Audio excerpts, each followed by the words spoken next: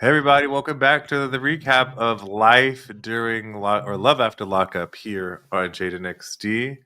It's going to be a long one because we're covering 2 episodes, so we're going to give you the first 30 minutes of this for free here on YouTube. Make sure you like, comment, and subscribe wherever you're watching or listening, and click that notification bell to know when we drop new Bing. and it'll really help the show. Hold on, because this, you aggravating, right? You know Or that. your cat. Yes. Once you go out, you must stay out. Time for this. She's like looking at me dead in my face, like, hello, are you gonna let me out? Oh, I mean, that's animals. Ta-ta. They run. Later. Bye.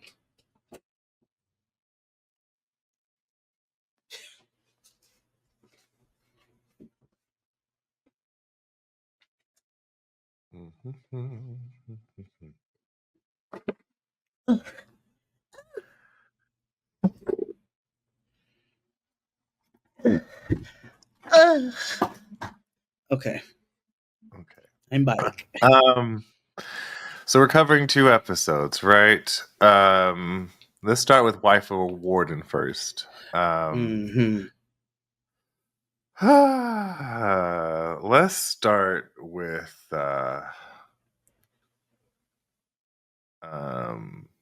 check his hard drives and Courtney. Oh gosh. Tara Reid. All right. So they're at the altar. And she got this ugly robe coat on or whatever. Remember, this is all the same day. She just got out of prison earlier. They went to go find this dress at like a gift shop for like Portland. And now they're getting married at Conference Room B. They're at the middle of the ceremony. They did not have time to purchase rings. So she used scrunchies from her massive scrunchie collection. To exchange the vows and things. Mm-hmm. But you know what? Which is like, they really got married. Remember Kimmy Schmidt, her Asian boyfriend Dong kept her scrunchie under his pillow. You know what I'm saying? It was like it had her scent and everything. So that's what I thought about with the scrunchie. It definitely was that. So they definitely got married. And they had to rush her mother straight to the airport because she was about to miss her flight. And she's crying because, she hasn't had a time to breathe. And also, he's driving a little wild because he's in a rush to get her to the airport. And we're hit with a trauma story. Trauma story number 1. They're exchanging car accident stories. Like, I got this scar here and I got this scar here. Yeah. I know. Yeah. Mm-hmm. But she tells us that she was in a very bad car accident. Yes. Very similar to what we found out from that other girl from that other season, who moved to Arizona and was in that drunk driving situation where that girl tried to kill her. Did at the airport. But yeah, this one was worse because she was with her ex. She wasn't wearing a seat. Yeah, she wasn't wearing a seatbelt. He was already abusive. He was abusive, and he left her for dead. Which was insane. Yeah, so she has this big scar that I did not notice until they pointed it out. I didn't either, actually. Yeah, so they can't consummate the marriage because she got to go to the halfway house because she got curfew. So he drops her off. And about 30 minutes later, he calls her. And she sounds off. I don't want to accuse her, but she did sound a little loopy and off. Like either she was under the influence of something. Like she was super groggy and loopy. She was laughing. And I get how people get when they're sleepy, but this sound induced. It did. Whether it was liquor or otherwise, we don't have any proof of anything, obviously, but it did sound. I was like, she sounds a little gone off the sauce, if I do say so myself. Yeah. So the next day he picks her up And he asked, like, did you drink? Like, what's the tea? And she's like, how dare you question my sobriety or anything like that? And if there was something wrong, why didn't you call me out on it last night instead of waiting for it the next day? Well, girl, people who are Which I'm generally under like, the influence of stuff don't. exactly. You wouldn't recall that anyway. And two, it wasn't the right place. He needed to see you in person for that. Like, what you Duh. doing, Tara Reid? Right. But that was them for this episode. Mm-hmm. Where do you want to move to? Or do you want to cover them for the next episode as well? We might as well. Are we doing this two separates, or are we just doing one long? However Naja decides to do. Okay, wonderful. We can go ahead and knock them out. Yeah. Shout out to our visual editor, Naja. Yeah. So to pacify all this, he takes her to helicopter school? Yeah, he sets up this date to do this like helicopter simulation class because she's always had the dream of being a helicopter pilot. And so like it's very thoughtful, right? I don't think he set it up last minute. Like I think he set it up beforehand because of like listening to her. All they've had to do was talk. But she's got two little, she's got a little angel and a little devil on her shoulder. Because while she's extremely appreciative and like recognizes the intent of this date, she also is like, but this just accused me of using, and I can't with that, even though I think she was using. Personally. And then she recounts her experience with abuse and she was domestically abused by her ex. And I didn't quite understand.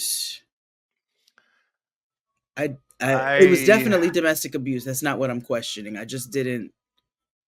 Here's my thing, and this is we're about to have an honest conversation. I hate pop psychology. I think, and I get it, it's something we can't avoid. But when people use terms like triggers and things and stuff, it's really boy cried wolf syndrome, right? And here's the thing. I do think that there's some sort of stimuli that she's reacting to, right? Like, I don't know, but it just seems so extreme, right? Like, yeah, all he did was question, and then she turned into Jocelyn Hernandez. And it wasn't a questioning of so she recounts the domestic abuse. That's one thing. We know that happened.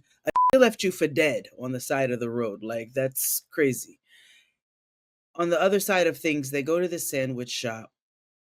She like they start making some weird jokes about souvenirs or something, and like putting her on. Here's what happened. Yeah. They go to the sandwich shop. She was complaining that she was hungry all day. Right. And of course, she had an attitude and she didn't want to eat. Right. He was like, lady, you were just complaining all day. Like, what the f is wrong? And so he already senses tude. She's like, they sit down and she was like, are you broke? She's like, we're at a sandwich shop. She's like, what's next? The gift shop? And so he like tries to lean into the joke because she is a sarcastic kind of lady, and he's thinking like, oh, this is shtick. But then he realizes, oh, she's really mad. She's upset. Yeah. Because she's like, and that's when she goes into the conversation about how this man abused her. And it's like, I'm sorry you had to go through that, queen. Absolutely. But I also was. What does that have to do with this? Yeah, and I also was confused by the consistent use of Caucasians saying bands. I was like, oh, you all are okay. So I do want to point out that there is a hyper use of black scent. Oh, it's real bad. It's real bad because when we get to Virginia.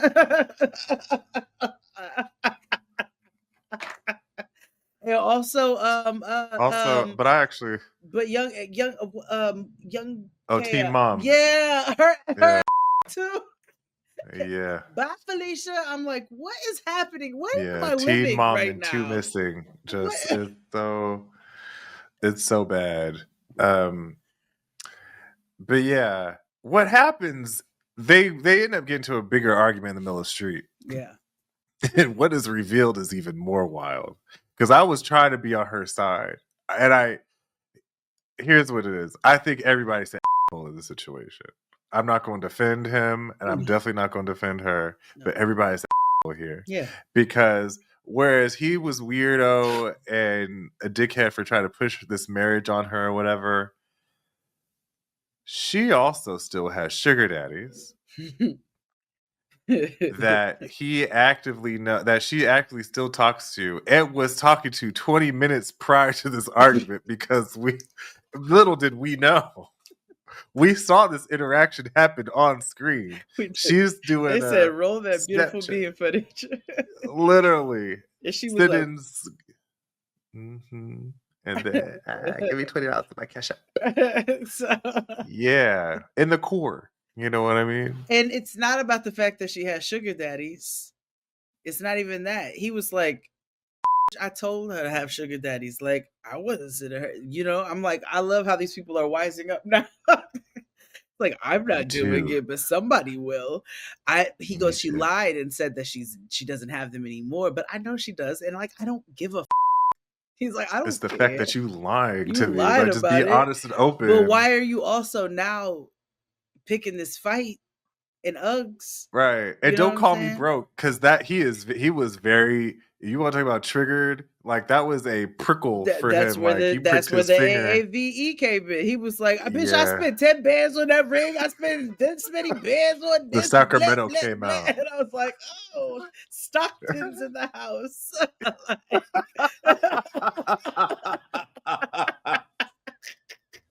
Yeah, because that came out. Yeah, that jumped out. I was like, oh, okay, somebody been listening to what's the nigga's name? Not Chief Keef, the other one that talked like that one. Which one is that one? Oh, Keek the Sneak. There we go. The Bay Area's Chief Keef. Yes. So it all came out, and normally I would be like, that's corny, right? I don't like when people throw money around, but this wasn't in the sense of look at all that I've done for you, but it's also like, look at all that I've done for you. Like, what? Like, that's categorically untrue.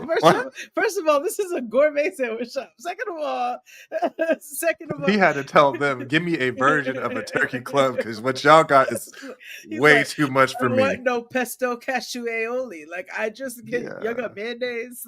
Out of here with pistachio cream. Give me Dukes. Okay. That nigga said, please, I do not want melted queso made out of nuts. No. So that's where he had to like be like, what the fuck is all of this for? And I also was like, what the fuck is all of this for? It's drogas. Yeah. Or withdrawals. Or alcohol. The latter.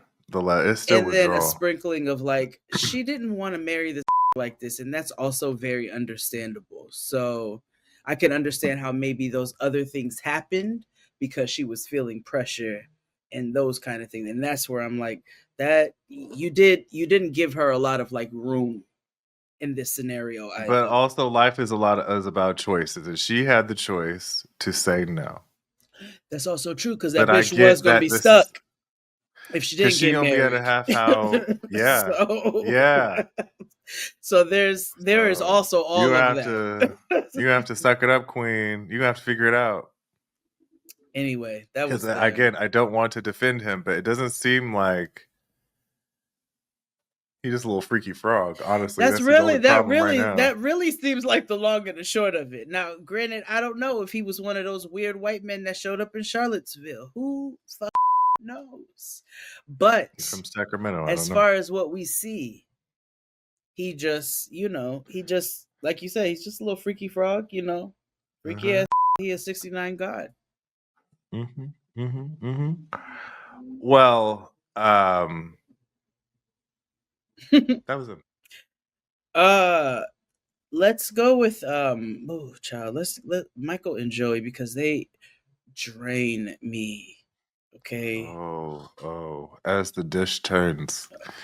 Uh, the guiding lube. Fleet. Yes. Oh. So Actually, there was I none of that knew happening because they didn't need it. But anyway. they didn't need it. They Yeah. couldn't because Yeah. Michael was. That's so crazy. We'll get into that. So I knew Michael was joking about that dirty urine. Like there I know was. that irritated me, but yes, we did. We know. Yeah, he likes to joke around like it's too fast and loose. And Joey was just like, "Girl, I don't have. This is not really ever the time. This is the longest 24 hours I have It experienced." really is, though. It's long for me. We've been watching it for Yeah. weeks. Yes, it's literally been the last 6 weeks has been the same day for them, and that's crazy. Dare I say though that I am just a smidge endeared to Michael. Just maybe endeared is strong, but I I I appreciate his honesty yeah, and candor. there we go. There we go. There we go. Do I think he made a proper decision? Yes. Yes. Oh, It's yes. just that other parties can't see it right now. Mm-hmm. Mm-hmm. Um So, of course, Shop Entertainment had got a shot of him pissing in a cup and doing the things. It's the same cup that we saw on what's the other Shop Entertainment show with Big Cindy, where she made her roommate take the piss test. Yes. Same In thing. that bunker in Minnesota with the Yes, foot. yes, with the foot that she was missing. Oh. So, anywho, they all go to Joey's house. Remember the recovery house. It's a damn way and I understood Michael in that moment. That was a lot for him. Yo, okay. First of all, our versions of barbecues or cookouts are very different. Let's just start there.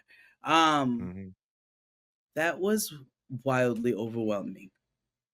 It was overwhelming for me. It was overwhelming to watch. Right. So remember, most of Joey's family is in recovery. The daddy, him. I think the mother. She needs to be recovery after dealing with him. Well, no, the brother needs the hardcore way therapy she was talking in the because second episode, I was like, "Oh, I think that was out of fear. You was in the sauce too." They might have been.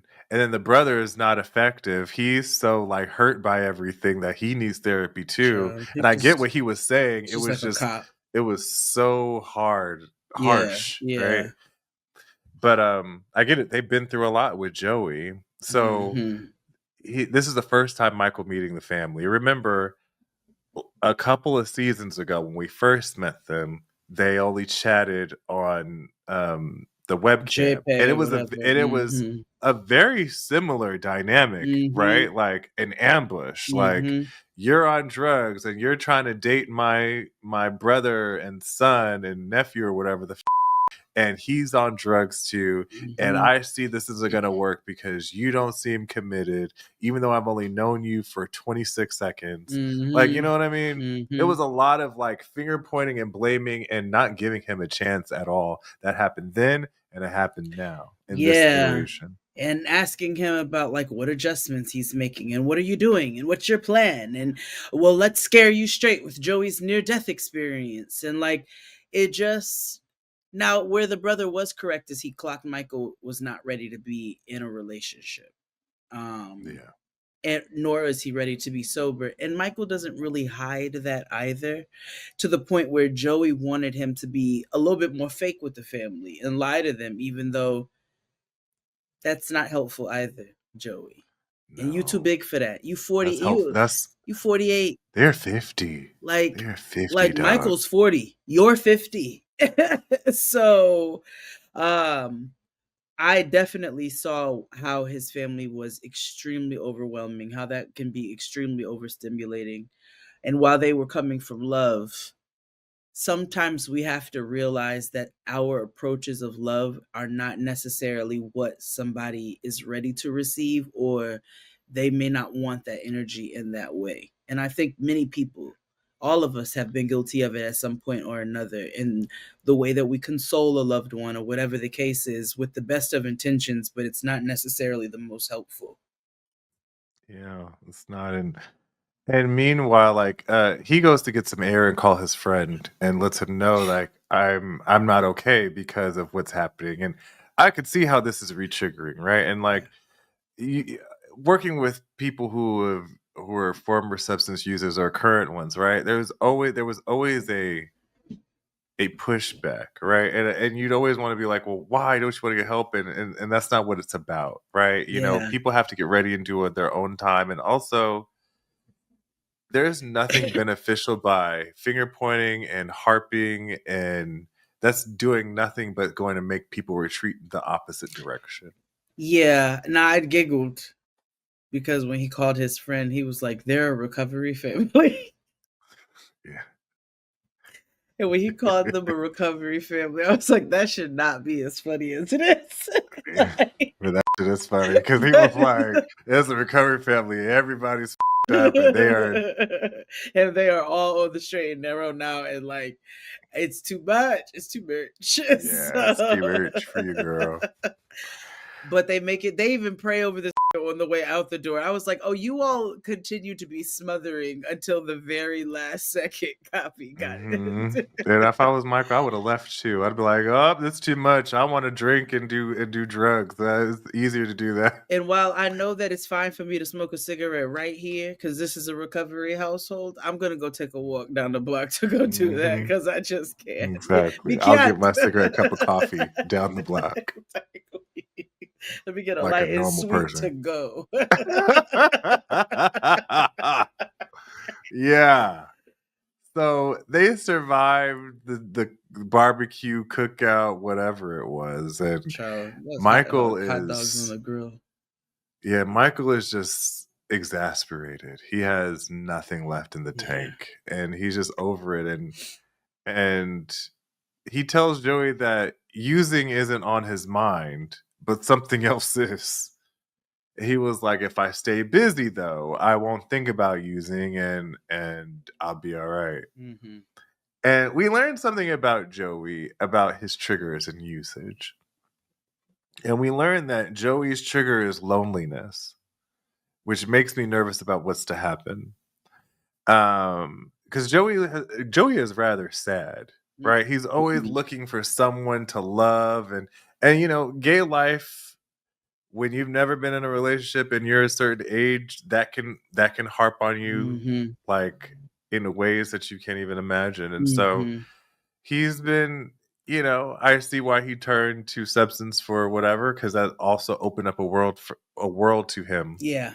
like Michael, who Yeah. can feign this love and affection that he's looking for, even Ugh. if it's drug induced, right? Yeah. So Michael believes that he's going to let Joey down and the Mm-hmm. family. He doesn't want to deal with that Mm-hmm. pressure. He doesn't want to disrespect Joey because he actually cares for him. And so to get out of this, he tells Joey that they need to break up. Yeah. Yeah. And he's not wrong. No, and he's being very transparent about it. He's like, first of all, like, I'm gonna look like a villain, and I'm gonna have to. That's fine, Which he because I'd is. rather look like a villain now than like this thing end far worse in the ways that it could. I think the visit with his family was a big eye opener, because it was like, I never wanted to bring the down anyway. Like, I didn't want to bring him down with me, and I already know what my inevitable path is. Like, I am choosing that path. Michael chooses that path. He's like, but Yes. that would tear them up. And he can't handle this. He's not built for this life. And I'm not going to be a part of enabling that. He's like, so he doesn't disagree with the family that they don't need to be together. He's like, it's actually very valid. Mhm. And so he's like, I know I'm going to go back to using. That's my community. Those are my people. And I did, hear me out, appreciate, Mhm. maybe the wrong word, but for lack of a better word, appreciate the viewpoint that he painted, because we know a lot of the communities that are typically looked at as unsavory, some are not necessarily just alone people in the world. Oftentimes they are people who have been alone in the world and have found their family and community. And while the drug abuse part of it is, we wish that could be different, this does speak to people choosing family and choosing people who make them feel a certain way. And so, Yeah, there there's is something to that. in recovery, in all the spaces I've worked in, there is community there, right? And Mm-hmm. even those who don't want to quit, right? Or they don't want to, or they just want to manage their use, right? Mm-hmm. There is a level of safety there. Yeah, for Where sure. there's no judgment, or It's especially from like an relatability. authoritative figure, right? Like a lot of times people retreat from clinicians or whatever because of the judgment angle, Mm-hmm. or because of just institutional whatever right? Mm-hmm. Mm-hmm. Um, but I did agree that I appreciated Michael's um attempt to reduce stigma around drug use, right? Mm-hmm. Like a lot of times when drug use is often vilified and villainized because of what it can do to families and people, Absolutely. right? But There's there is absolutely a harmful effects. Let's be clear. yes, but there are other people in this world who will manage, and function well. Mm-hmm. And they're not harming themselves or anybody else through it. Maybe they are, but then Well, it might not be any themselves. different than like eating 15 cheeseburgers at one sitting, or right? Or like, you know what I mean? Like I feel like there is a Who are me to say there anything? yes, who are me? And I like that Michael was kind of like, you know what? Like just because we do this doesn't mean that we're horrible people. We're Mm-hmm. not up here killing and sexually assaulting people. This is just Yeah, the or that we're alone in substance a that room we with no choose. windows, like, and Right. this speaks for many communities that are demonized. Many communities Mhm. that are demonized. And so, look at the houseless community and those on like Skid Mhm. Row, how they're viewed as trash. You can just sweep these people up and put them wherever. These people have formed communities within these dynamics. And so, that is Mhm. something that we do have to acknowledge. So I appreciated that Mhm. they put that lens there for even a hot second, even if, even with the harmful effects of it, you do need to zoom out a little bit. Mhm. Mhm. And with all this said, Joey is pissed. And rightfully so, because he was like, "You wasted my time." And Michael admits that. I do admit that maybe I inadvertently strung Joey along Mm-hmm. for whatever reason, because he was Mm-hmm. hanging on to the meth memories that they once had, or this idea of there's somebody on the outside rooting for me, Yeah. which I Yeah. think is a big thing in this show, having somebody in your corner, or quote unquote to hold you down. Mm-hmm. Yeah. Mm-hmm. But Joey is angry and just wants to be left alone. And he feels like his time was wasted. The last 36 hours was a whirlwind for him. And so Yes. that was them. Yeah. Uh, wow. We can let's go with because I gotta be honest, who I want to end with today? Who? Savannah and Bradley. Oh, okay. All right. Okay. Let's go with Teen Mom. All right. They showed up in last week's episode, right? Mm-hmm. Love and Vengeance. So Battle of the Blacksmiths once again. So um Teen Mom and her mama Debbie, or one of the characters from Tu Mm-mm. Wong Fu. Um They both work at a Goodwill, St. Vincent de Paul's type of situation. Did y'all have that St. Vincent de Paul's? No. Like the liquidation? It's like Goodwill, but not. No, I just figured this was Salvation. like a Tuesday morning. I was like, this is the Cracker Barrel without the restaurant. If for whatever god awful reason you want more Jade and XD, make sure you subscribe to us on Patreon.